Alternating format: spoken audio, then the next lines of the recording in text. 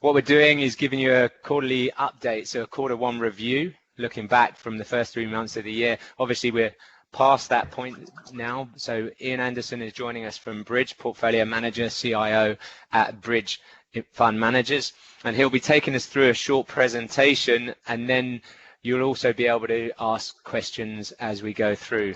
If you look to the bottom of the screen, there's two tabs. There's a Q&A tab. If you do like to ask a question, type it in there, post it. Nobody else will see it apart from me and the other presenters, and I'll be able to pose those questions to Ian at the end of the presentation. So feel free to add a question as we go through or when we come to the end, and I'll be able to fire those straight over to Ian. But on that note, Ian, I'm going to hand on to you, and thanks very much for joining us again today. Thanks very much, Rob, and good morning, everybody. I do have some technology issues on our side. It seems as our firewalls are preventing me from showing the slides, but Rob will obviously drive it. I believe you can see the slides. I will talk to them. I'll reference them by number as we go through the presentation. The first slide really deals with the first quarter performance, a review of that, and obviously it's not particularly pretty. If you look at the performance of the SA listed property index in the first quarter, it was down 48%, meaning that prices dropped by almost 50%, and obviously there was a small positive contribution from those companies that actually declared and paid dividends in the first quarter, although it's a very, very light quarter for dividend payments. So the bulk of that in fact almost all of that minus 48% is price movements. The Nedgroup Fund did a little bit better than that, declining by just under or by just over 42%. Again, it's not a great outcome in absolute terms, but obviously in relative terms, it was a better outcome. We were fully invested through that period. We had very little cash in the portfolio, so the outperformance is a result of the stocks that we owned, as opposed to our asset allocation, from a CISA category average. Obviously, some of that outperformance is as a result of some of the funds in the category holding a lot more cash. What it does mean is that from a 12-month performance perspective, we obviously have made up substantial ground against both the CISA category average as well as the SA listed property index. By the end of December last year, the sort of level of outperformance was as much as 15%. So between then and now, we've obviously clawed back a significant chunk of that. And April has also been a particularly good month for the Nedgroup Investments Property Fund. It is a positive month. And importantly, we are also outperforming the SAPI index and most of our competitors by almost 3%. We move to the next slide, which really just shows a chart of the Nedgroup Investments Property Fund total return versus the SA listed property index. I've started the data series at the end of 2017, which marked the peak for the SA listed property sector. That initial downward movement that you see in the SAPI index in the first quarter of 2018 as the resilient group massive premium unwind, about 130 billion rands worth of market cap was wiped off that group. At that point, the Nedgroup Investments Property Fund was significantly outperforming the market. However, as the South African economy deteriorated, as economic activity slowed, as Ramaphoria gave way to more panic and concerns around economic growth, the more SA-centric Nedgroup Investments Property Fund underperformed quite significantly the SA-listed property index. But as I mentioned, in the last sort of 3 months or so, we've clawed back the bulk of that underperformance, and in fact, over this 2 years and 1 quarter, we've actually performed pretty much in line with the SA listed property index. The next slide just shows the attribution, the top 5 contributors to performance and the bottom 5. I know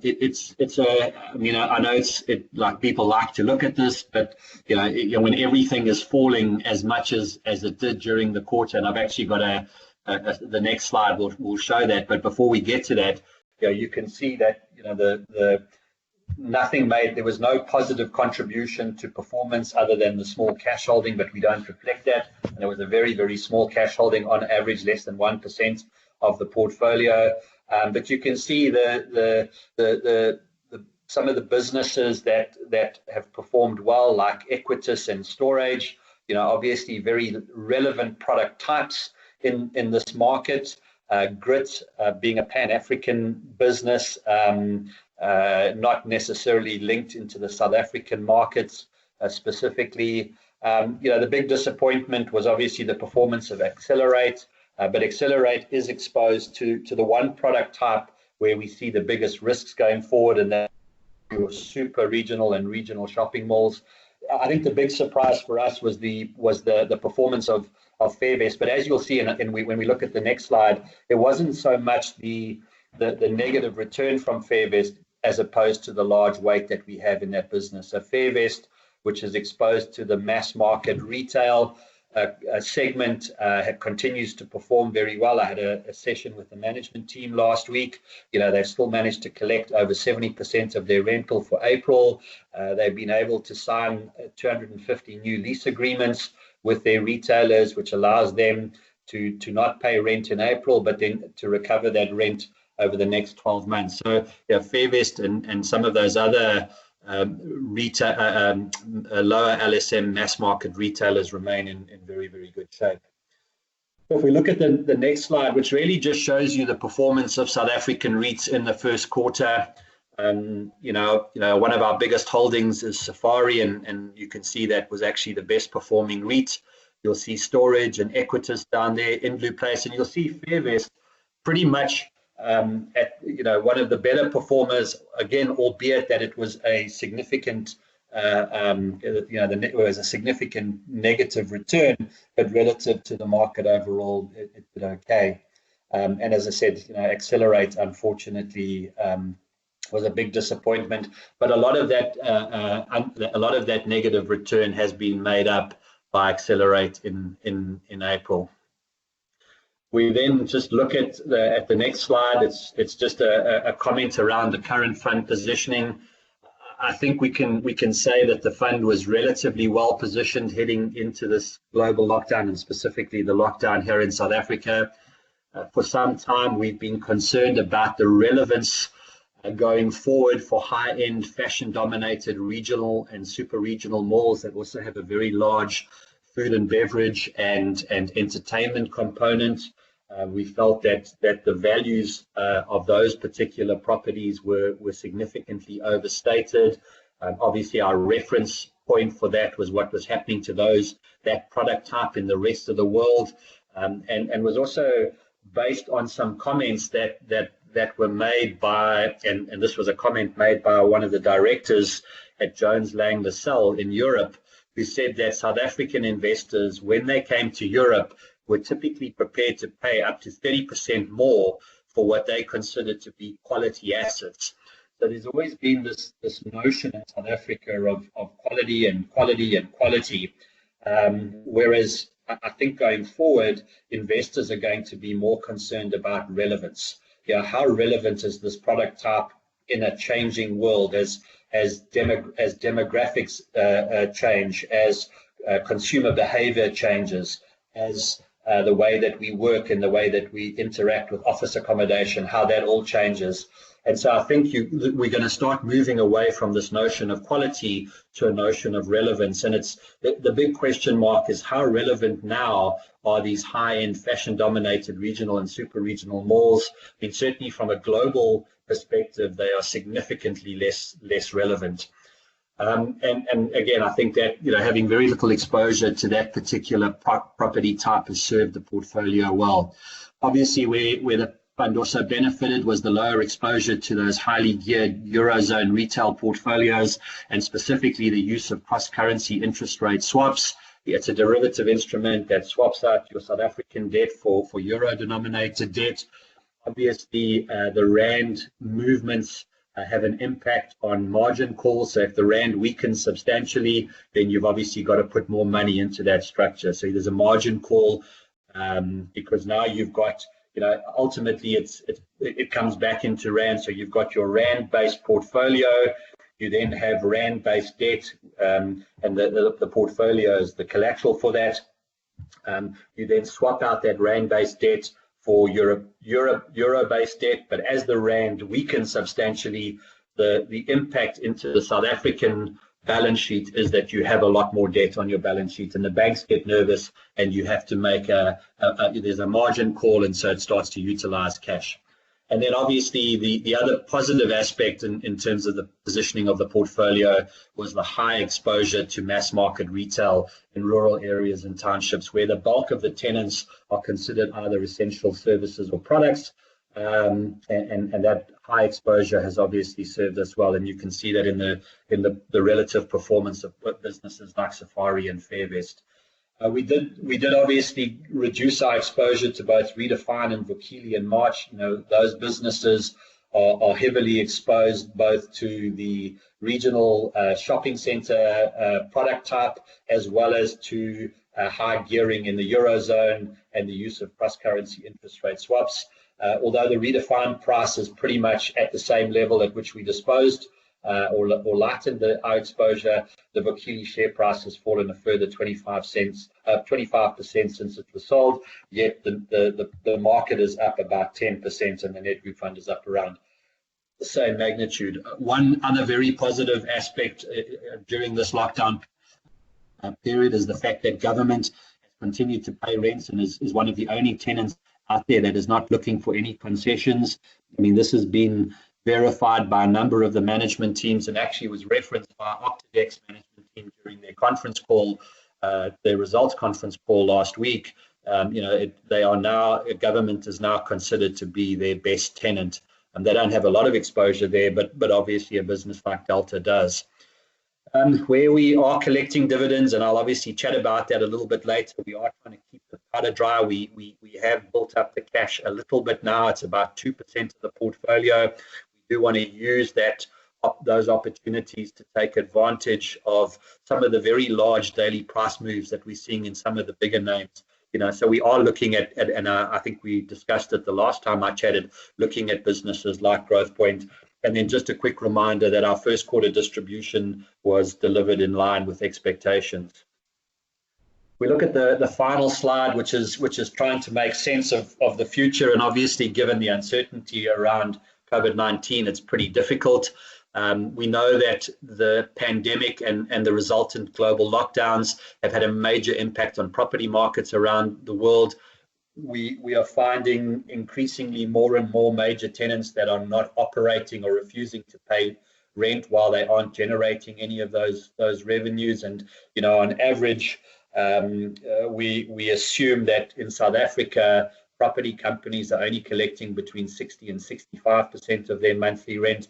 Obviously, that's dependent on how much exposure they have to retail. The more retail exposure you have, the lower that number is. The less retail exposure you have, the higher that number is. And obviously, it's dependent on the type of retail exposure you have. So again, in my discussions with the Fairvest CEO last week, they've collected over 70% of their April rent, and they anticipate that a similar number will be achieved in May. Chatting to the Spear CEO, who they have only a small sliver of retail. They've got a lot of industrial in their portfolio. Sort of 2 or 3 weeks ago, after the first week of April, they'd already collected 83% of their April monthly rent. So it's different for every REIT, but obviously it's very much about how much retail you have or how little retail you have. Property Industry Group has been established to request relaxation of REIT requirements from the JSE. So specifically with regards to the payout ratio, there's a minimum 75% payout ratio for REIT status. It's in all likelihood the JSE will grant them that dispensation, but then at the same time they're looking for tax relief from National Treasury, and that is unlikely to happen. So the people that we've spoken to say, yes, we may get the relaxed payout ratio, but then we're going to have to pay taxes. Not every company will pay taxes. Again, a business like Octodec, for example, which is in the portfolio, they have about 700 million rand of assessed tax losses in their business. Those tax losses originate or are created because of the CBD office to residential conversions that the business has been doing over the years, and then obviously generating tax credits on that basis. What we do know now from that minimum payout ratio is that most companies that are paying interim dividends are delaying those payments. So we've seen announcements from Arrowhead, Hyprop, Invidpace, Octodec, and Redefine. Final dividend payout ratios are obviously being lowered. So SA Corporate has done a sort of a two-phase payment. The first phase of their final dividend is enough to get them to a 75% payout ratio, because at the moment that is still a requirement for REIT status. But we anticipate that most companies will go to that 75 minimum payout ratio while that is still in force. So therefore, forecasting short-term distributions from the portfolio is very difficult. We are still expecting to receive between 60 and 70% of what our previous forecast was. And that would be a sort of a middle road scenario. So we think 7.3 cents to 8.5 cents is still doable. So based on the current share price or current unit price, that would be a yield of between 15 and 17.5%.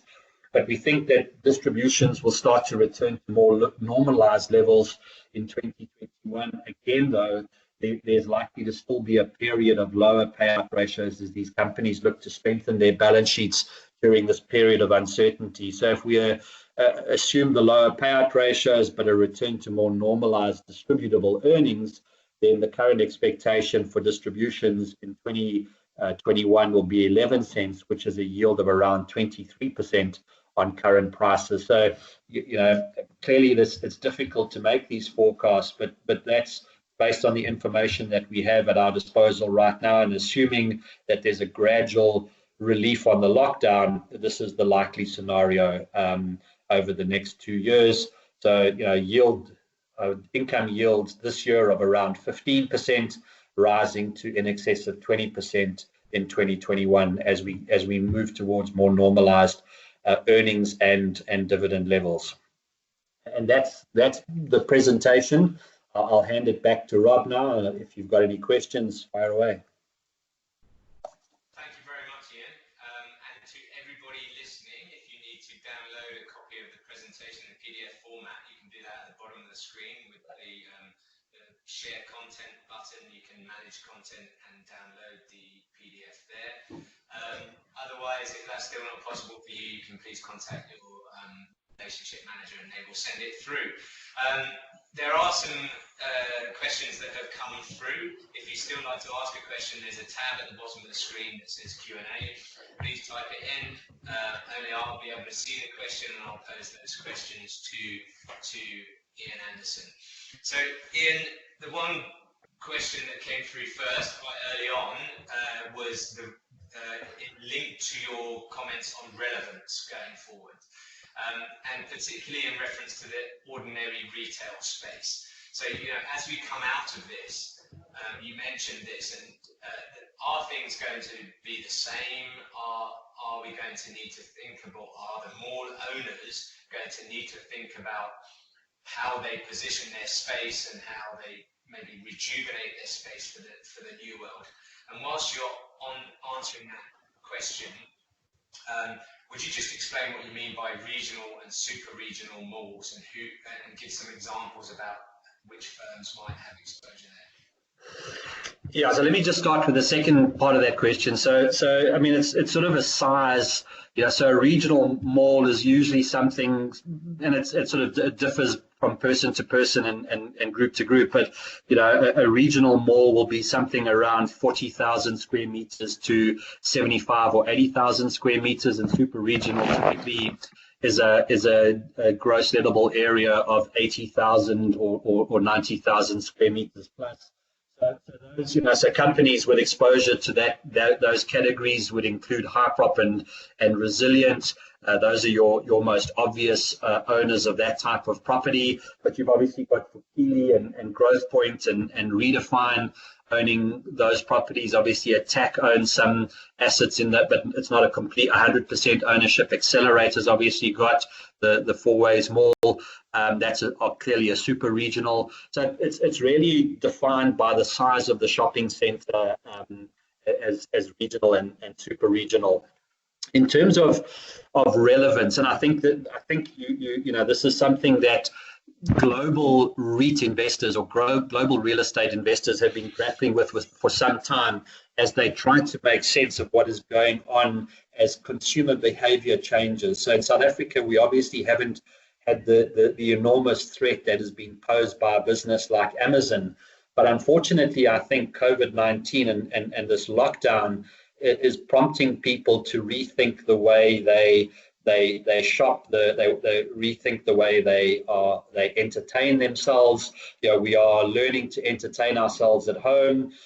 You know, people will now, under this level 4 restrictions, be able to start ordering and buying product online and having it delivered to their homes.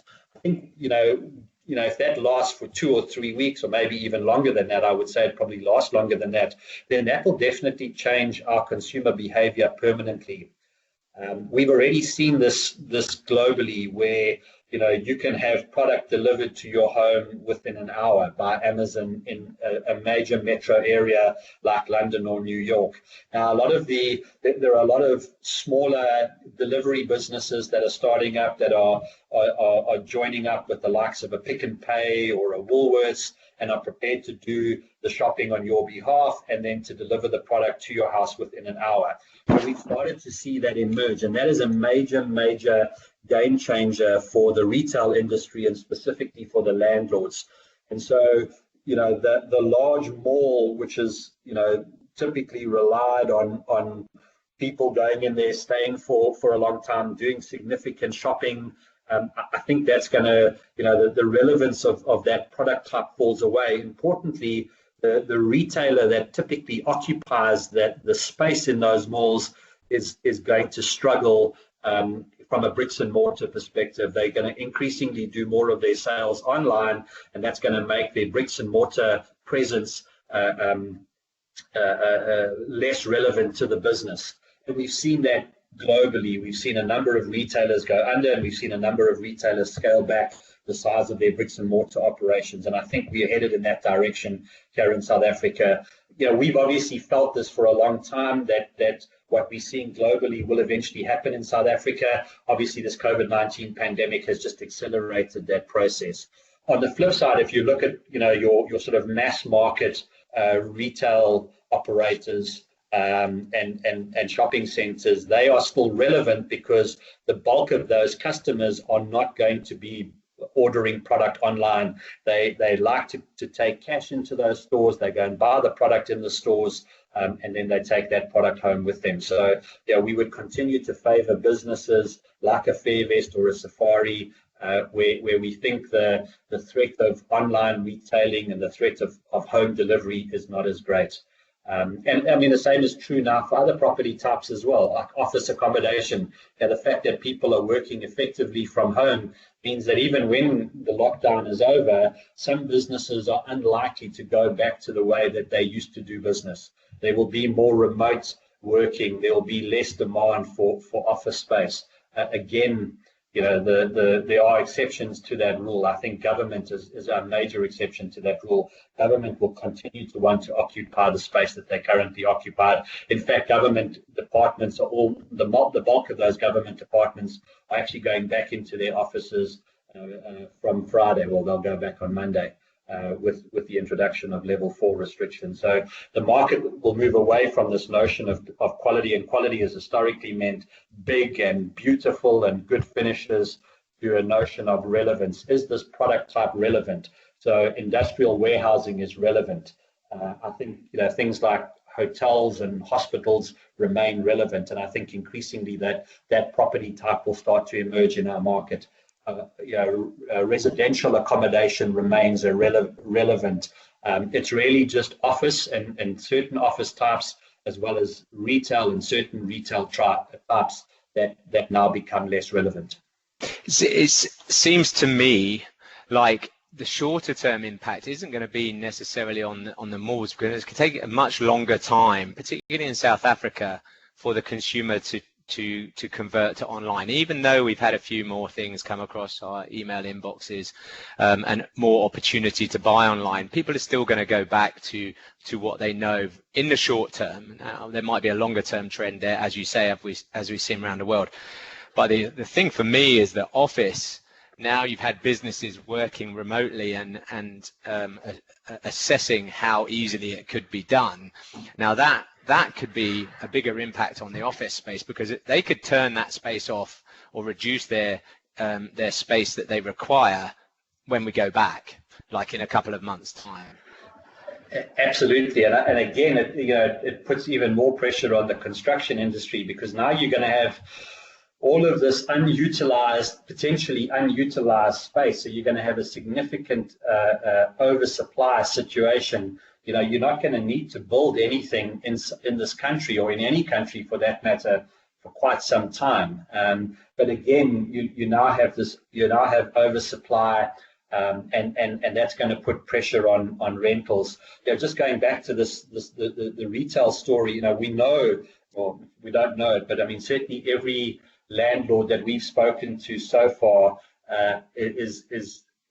believes wholeheartedly that Edgar's does not survive. And I think Edgar's themselves have indicated that they will not survive this lockdown. So unless the government throws, hundreds of millions of rands at Edgar's goes under. So you're going to have all of this space available. Edgar's won't be the only retailer to go under. So you're going to have a number of these fashion and apparel retailers struggling and going under, and all of that space becomes available. So the ones that do survive will probably have quite a lot of bargaining power when it comes to negotiating rentals with their landlords, and that's going to be the big issue. So the assumption that we've made, and it's assumption that we're seeing being made globally, is that after the lockdown we no longer have lockdowns, rental levels are not going to revert back to where they were pre-lockdown. We're probably going to sit somewhere between 80 and 90% of those previous rentals, and that's for your retail tenant base. I'm going to park that conversation for a moment, because we've got a couple of other questions that have come in. Would you just comment on the liquidity within the fund, and especially related to some of the top holdings like Grit and Fairvest, please? Yeah, so I mean, obviously Fairvest is quite liquid. Grit is illiquid, but Grit's busy working on moving their listing off the South African, out of South Africa into London, where there is more liquidity. So there are sort of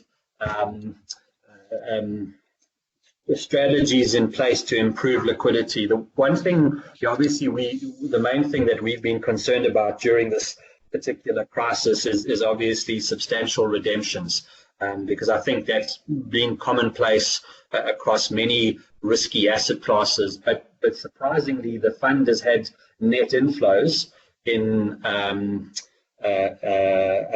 April. I just can't remember if we had net inflows in March, but we must have been pretty close to having net inflows in March as well. And so that's obviously, together with the dividends that we have been able to receive, has obviously allowed us to build up our cash position. So we think that within 5 days, and we did actually submit this to Nedgroup yesterday. Within 5 days, we could liquidate about 40% of the portfolio.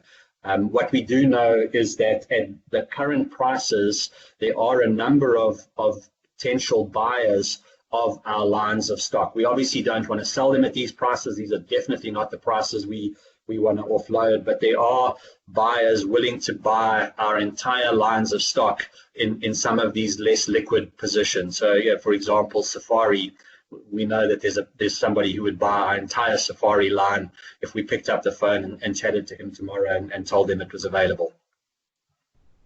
Okay, thank you very much. And then just on you referenced the dividends and the expected dividends and the cut that you see from previous forecasts. Can you just put I believe it was 7.3 to 8.5 cents. How does that compare to your previous forecasts? When did you start changing that? You said that's a base case. How bad could it get? Yeah, I mean, obviously, we could get no dividends from here on in. That would be the worst case, but I think that's unlikely because, we've sort of, there are one or two REITs, and maybe take, we don't own it, it's not in our portfolio, but Atlantic Leaf paid their dividend today. They declared it and paid it 4.5 pence dividend, which was more or less in line with expectations. So not every business is in a cash flow crisis, and so not every business is going to withhold their dividends. What they are doing is where they have an interim dividend right now, and therefore they have time to work out what is a more appropriate payout ratio. They can keep it. They can keep the cash on the balance sheet while all of this uncertainty is at a heightened level, and so they say we will not pay an interim dividend, but in all likelihood we will pay an interim dividend and a final dividend together at the same time when the final dividend falls due, which is either the third or the fourth quarter of this year. So again, we're assuming that we get dividends, but we're also making an assumption that we only get sort of 60 to 70% of the dividends that we had anticipated. I still think that that's a low end of the base case scenario. Our previous forecasts were, so at the beginning of the year, we were forecasting close to 12 cents of distribution. So that's the base from which we reduced these distributions to 60 and 70% of the previous forecasts. But I still am quietly optimistic that the numbers will be quite a bit higher than that, particularly if we are able to ease these lockdown conditions sooner rather than later. And that's the big risk. How long are these tenants going to be unable to generate revenues, and at what point do rental levels return to rents return to a more normalized position? Because at the moment, the property industry group is busy negotiating with the clothing retailing group. So you've got these gangs. I have to refer to them as gangs because I can only assume that the negotiations are like gang warfare. The negotiations between the property industry group and the clothing retailers group, which includes Mr. Price, Genie, Pepcore, you name it, everybody's in that mix. The property industry keeps going back with more and more concessions. We'll give you, longer rent-free periods. We'll give you bigger discounts. And the clothing retailing group says, well, our base case is we pay no rent until we start operating. And they're not budging from that. So there is no, and they've asked government now to step in and start to mediate that process. But at the moment, the Pepcore, Truworths, Foschini, even some businesses like that are trading like Spar and that are just not paying any rent. And so the longer the lockdown lasts, the bigger the hole in the balance sheet becomes for these businesses, and the more these companies will need to retain in terms of their distributable earnings. And so it comes out, if the lockdown was to have been relaxed on 1 May completely, instead of moving to different levels, I would have then said that, well, we'd probably then collect 85 to 90% of the dividends that we had been anticipating. But because we don't know how long level 4 lasts, and then we don't know when level 3 will be introduced, and then finally level 2, we have to make the assumption that we only get 60 to 70% of our previous forecasts. And we've really only done that in the last, I would say, once these companies have started to make the announcements in the last week or so. So for example, Arrowhead, Inlu Place, Octodec, and SA Corporate have only made their announcements in the last 7 to 8 days. Okay, thank you. And then just a final question from me. Is there any changes you're looking to make on the portfolio as we go forward? Yeah, I mean, as I said, we believe there are still opportunities to move into some of the larger businesses. We did last year, we started to move into Redefine. Unfortunately, although it looks like it's offering tremendous value, and I think it is, there are still substantial risks in that business. It has exposure in South Africa and globally to retail. It obviously has a big stake in EPP, which is heavily geared. It obviously has its own gearing, and importantly, it has used cross-currency interest rate swaps. But certainly, a business like Growthpoint is looking attractive. I think NEPI is also looking attractive at these levels. We also considering, although it is exposed to retail, Resilient is a more, although it owns regional and super regional shopping centers, they are typically in areas where it's unlikely that the bulk of the population is going to embrace online retailing. So, if a retailer is going to think to scale back its bricks and mortar operations, I believe that the Resilient assets will probably be amongst the last properties that they would consider to reduce their exposure. So, we haven't pulled the trigger yet. We still, because there's still so much uncertainty around the period of lockdowns, both in South Africa and in Europe, we don't think there's any reason to rush in. If you look at the way that the market has recovered, we've seen a strong recovery in equities in South Africa and the rest of the world. In fact, we've seen a strong recovery in property prices in the rest of the world.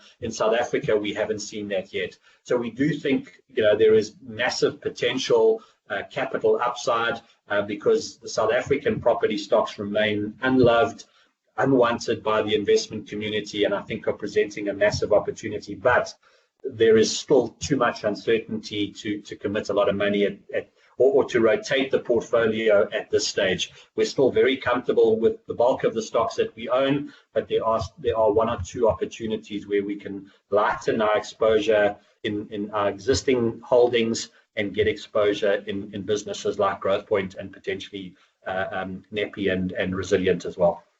And big discounts to underlying property values on offer. Yeah, well, I mean, again, this is another question, a question mark. What are those property values? If we make the assumption that, certainly from a retail perspective, South African investors were overpaying for regional and super regional malls before we went into the lockdown, the fact that you now may have rent reductions and permanent rent reductions and also higher discount rates, well, those values could decline by 30 and 40%. And I think that's the uncertainty that investors are trying to grapple with. How much value destruction will occur now or has occurred, and how does that impact balance sheets? Yeah, we've done an analysis of most of the companies. In fact, we've done an analysis of all of the companies that we believe are going to experience large declines in their property values. And as long as they hold back on paying dividends for the next 12 months or 18 months, those businesses all survive. So that's the dilemma that these companies face. Without cutting dividends, they probably are in breach of their loan covenants. So they are almost forced to cut their dividends to, in some instances, zero.